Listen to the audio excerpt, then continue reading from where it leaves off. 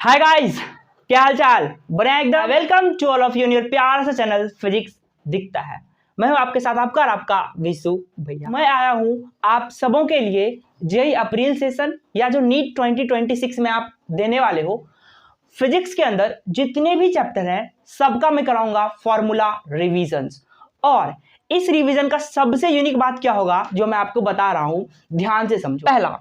सबसे पहले तो जितने फॉर्मूले हैं सबका सब मैं जेईई अप्रैल सेशन और नीट 2026 के लिए सारा रिवाइज करवा दूंगा। दूसरा, उस फॉर्मूला में जो सबसे इंपॉर्टेंट फॉर्मूला है, जहां से सबसे ज्यादा क्वेश्चंस बनते हैं, वह भी मैं आपको बताऊंगा कि भैया ये वाला फॉर्मूला सबसे ज्यादा इंपॉर्टेंट है, इसको अच्छे से लर्न कर लो। और तीसरा और सबसे इंपॉर्टेंट, जहां ज्यादातर बच्चे को समझ में नहीं आता है कि फॉर्मूला कब लगाना है, तो मैं बताऊंगा उस फॉर्मूला पे क्वेश्चन का पैटर्न कैसा रहता है।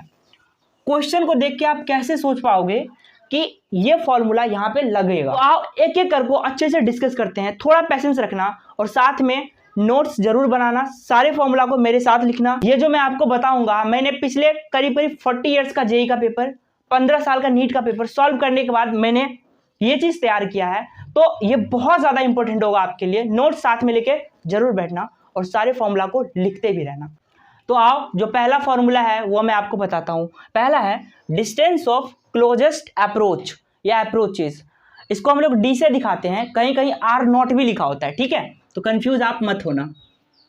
समझते हैं ये पहले होता क्या है। जैसे देखो, मान लो ये कोई एटम है और इसका ये न्यूक्लियाई है, ठीक। आपको पता है इलेक्ट्रॉन इसके चारों तरफ चक्कर मारते रहता है ऑर्बिट के अंदर। अच्छा, इस एटम के ऊपर अगर मैं किसी पार्टिकल से अटैक करवाऊं, इसको कहते हैं बम्बार्ड करवाना। मान लो यहाँ पे अल्फा पार्टिकल से मैंने अटैक कराया, तो आपको पता है अल्फा पार्टिकल के ऊपर 2 इलेक्ट्रॉन्स होते हैं, मतलब इसके ऊपर जो चार्ज होता है 2 टाइम्स ऑफ इलेक्ट्रॉन्स होते हैं। Obviously alpha is like helium. तो आपको देखो, जैसे ये पास जाता जाएगा, इस इलेक्ट्रॉन की वजह से ई भी नेगेटिव रिपेल होना शुरू कर देगा। लेकिन फिर भी चूंकि इसमें काइनेटिक एनर्जी रहता है तो बहुत पास तक चला जाता है। मान लो यहां तक चला गया, तो ये जो डिस्टेंस है ना, इसी को कहते हैं डिस्टेंस ऑफ क्लोजेस्ट अप्रोचेस, कि क्लोजेस्ट कितना गया न्यूक्लियाई के पास, दैट इज डी। फॉर्मूला क्या है, K into Z E by E. यहां पे एक चीज समझो, इंटू में यहां पे करना होता है जिस भी पार्टिकल से अटैक करवा रहे हो उसका चार्ज। 90% केस में आपको अल्फा मिलेगा, तो आप 2 टाइम्स ऑफ ई कर लेना, ठीक है, क्योंकि अल्फा पे 2 इलेक्ट्रॉन्स के बराबर चार्ज होते हैं। सबका अपना अपना वैल्यू है। के क्या होता है 1/4 पे एप्सिलॉन नॉट, या इसका वैल्यू ये रख लो डायरेक्ट। जेड एटॉमिक नंबर दिया रहता है सवाल में चिपका रहा हूं, देख लो आप। उसके बाद ई का वैल्यू आपको पता है, इलेक्ट्रॉन्स के ऊपर जो चार्ज होते हैं वो होता है। उसके बाद ई जो होता है ना, ई फॉर कैपिटल, यानी कि एनर्जी होता है। और एग्जाम में आपको काइनेटिक एनर्जी लिख के आएगा, तो समझ जाना वो कुछ नहीं, ई का वैल्यू है, ठीक है। यहाँ पे के लिखता तो थोड़ा सेम हो जाता है, इसलिए मैंने ये लिखा। तो डिस्टेंस ऑफ क्लोजेस्ट अप्रोचेस का जो फॉर्मूला बनेगा, अगर अल्फा पार्टिकल से अटैक कर रहा है, K into Z E into 2 times of E divide by E. Simplify करोगे तो क्या होगा, सोचो तो, K into Z E square by E, और ई और ई मिलकर ई स्क्वायर हुआ, और 2 मल्टीप्लाई में, ठीक है। तो अल्फा के केस में आप ये बना सकते हो, जनरली अल्फा का ही पूछता है। अगले फॉर्मूला पे चलते हैं, तो आओ दूसरे फॉर्मूला को देखते हैं। This formula is very important, which is angular momentum denoted by L. Confuse मत करना, एक होता है linear momentum which is M V, mass times of velocity. L equal to M V R या N H by 2 pi, where V N होता है velocity in nth orbit, जिसका formula इधर है। आर होता है radius of nth orbit. N का value यहाँ पे आप अपने हिसाब से, मान लो पहला ऑर्बिट का पूछा तो 1 रख दो, दूसरा का पूछा 2 रख दो, एंड सो ऑन रख सकते हो। तो ये फॉर्मूला थोड़ा इंपॉर्टेंट बन जाता है। अगला, velocity in nth orbit. Obviously यार, हर ऑर्बिट के अंदर इलेक्ट्रॉन जो चक्कर काटते रहता है वो अलग अलग वेलोसिटी से चक्कर काटते रहते हैं, ठीक है। तो हर एक इलेक्ट्रॉन का अपना एक फिक्स वेलोसिटी होता है, जिसका फॉर्मूला ये है। सारा डेटा वही है, के का वैल्यू वही रखना है, 9 × 10⁹ वाला। जेड एटॉमिक नंबर, ई इलेक्ट्रॉन्स, पाई का वैल्यू पता है, एन नंबर ऑफ ऑर्बिट है, एच आपको पता है प्लैंक्स कांस्टेंट होते हैं, वैल्यू याद रखना है तो रख लो, ठीक है।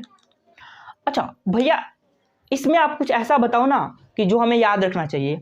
आप ये याद रखो, angular momentum number of orbit के डायरेक्टली प्रोपोर्शनल होता है, डायरेक्टली प्रोपोर्शनल होता है, ठीक है। और वेलोसिटी जो होता है वो ऑर्बिट यानी नंबर ऑफ ऑर्बिट के इनवर्स होता है। देखो एन नीचे है यहाँ पे, ये ऊपर में था। ये दो बात आप याद रखो। इसका फॉर्मूला याद भी नहीं रखोगे तब भी कोई दिक्कत नहीं है, बट ये जरूर याद रखना, इस पे एक सवाल पूछा हुआ था। अब जो फॉर्मूला बताने वाला हूं ये बहुत ज्यादा इंपॉर्टेंट है। अगला formula is radius of orbit, energy of orbit. समझते हैं पहले समझो रेडियस ऑफ ऑर्बिट क्या होता है। आर इक्वल टू, फॉर्मूला याद रखना, बहुत बहुत बहुत ज्यादा important, 0.53 into n square by Z. रट लो, क्योंकि 10 में से 7 क्वेश्चन सिर्फ इस पे पूछता है एटम के अंदर, ठीक है। अच्छा यहां पे समझो, याद कैसे रखे। देखो रेडियस क्या होता है, जैसे जैसे ऑर्बिट में आगे बढ़ोगे, जैसे मान लो पहला ऑर्बिट है, ठीक है, ऐसे ही ऑर्बिट बनता है, तो पहला ऑर्बिट का रेडियस छोटा, दूसरा ऑर्बिट का थोड़ा और बड़ा, तीसरा का और ज्यादा बड़ा। तो जैसे जैसे ऑर्बिट का नंबर बढ़ेगा रेडियस बढ़ता जाएगा, मतलब एन जो होगा ऊपर में होगा। सोचो ना, ये बढ़ेगा तभी ना ये बढ़ेगा, डायरेक्ट है दोनों। तो एन स्क्वायर ऊपर होता है, जेड नीचे होता है। जेड क्या है, एटॉमिक नंबर, ठीक है, एटॉमिक नंबर। और एन क्या है, number of orbit which is 1 2 3 and so on, ऐसा पूछता है। एनर्जी, अब देखो जितने भी ऑर्बिट होते हैं ना, जैसे ये मान लो पहला ऑर्बिट है, दूसरा है, तीसरा है, चौथा है, पांचवा, हर एक ऑर्बिट का अपना एक फिक्स एनर्जी होता है। और उस एनर्जी का जो फॉर्मूला होता है विच इज -13.6 इंटू इसका पलटो, ध्यान रखना इसका उल्टा होता है, मतलब जेड बाई एन स्क्वायर, लेकिन यहाँ पे ऊपर में भी स्क्वायर होता है, पलट के दोनों तरफ स्क्वायर करना है, ठीक है। एन वापस से number of orbit, Z is atomic number. बहुत ज्यादा important, very very very important. याद करने का तरीका बता दिया। एन ऊपर रहता है, इधर एन स्क्वायर बाय जेड होता है, इसको पलटना पड़ता है एनर्जी वाले में, लेकिन दोनों में स्क्वायर होता है, ठीक है। बहुत ज्यादा इंपॉर्टेंट फॉर्मूला है, मैं वापस कह रहा हूं, very very important this formula. अच्छा एक और चीज, ये 0.53 दिख रहा है ना, इसको हम लोग आर नोट बोलते हैं, और इसी का नाम है बोहर रेडियस। आई थिंक दिख रहा होगा, बोहर रेडियस, ठीक है, देख लेता हूं एक बार, हाँ दिख रहा है, दिस इज बोहर रेडियस, ठीक है। अच्छा वैल्यू पुट करने के बाद जो आंसर आएगा रेडियस वो एंगस्ट्रॉम में आएगा, यूनिट इसका, और एनर्जी जो आएगा वो इलेक्ट्रॉन वोल्ट में आएगा, ध्यान रखना इस बात को, ठीक है। दो फॉर्मूला, दोनों का दोनों बहुत ज्यादा इंपॉर्टेंट। वापस इसको मैं बता रहा हूं, 0.53 into n square by Z, और एनर्जी का -13.6 into Z square by n square. यह है लास्ट फॉर्मूला इस चैप्टर का, which is very very important, wavelength of emitted photon. पहले समझो ये होता कैसे है। जैसे मान लो ये एटम है, इसका first orbit, second orbit, third orbit, मान लो 3 ऑर्बिट है, ठीक है। तीसरे ऑर्बिट में मान लो इलेक्ट्रॉन घूम रहा है अपना, इसको मान लो क्या हुआ, ये कुछ ऐसा किया कि थर्ड ऑर्बिट से जंप मार के पहला ऑर्बिट में पहुंच गया, थर्ड से कहाँ पहुंच गया, पहला वाला में पहुंच गया, ठीक है। हमेशा याद रखना कि जब भी हायर से लोअर ऑर्बिट में जाता है तो एनर्जी को वो रिलीज करता है। अगर वो एनर्जी रिलीज करेगा तो ई बराबर फॉर्मूला होता है एस सी बटा लैम्डा। तो उस एनर्जी के कॉरस्पॉन्डिंग एक वेवलेंथ डेवलप हो जाता है, उसी वेवलेंथ को निकालना है इस फॉर्मूला से, which is 1 by lambda equal to R into 1 by n1 का स्क्वायर माइनस 1 बाय n2 का स्क्वायर इंटू जेड स्क्वायर। वापस से 1 by lambda equal to R into 1 upon n1 square minus 1 by n2 square into Z square, ठीक है। अब देखो n1 n2 में बड़ा कंफ्यूजन होता है यार, तो देखो सिंपल तरीका, n1 जहां पर आया वो हुआ n1, n2 जहां से आया वो हुआ n2।